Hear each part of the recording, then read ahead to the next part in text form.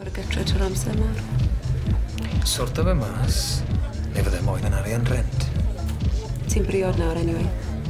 So hwnna'n ei gwahaniaeth i'n arrangements bach ni o'r yw e. A gyda llaw, os wneith Linda glywed un smic o hyn, ti'n dead meat. Iawn boi?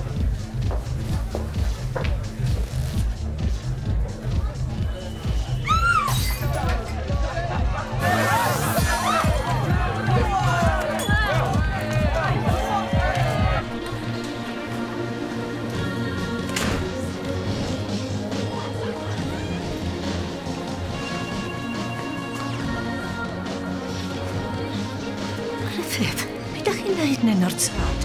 Cerwch adra rwan hyn, gan i neud bach wel chi. Da chi'n edrych yn ofnadwy. Be ar eich ddyn?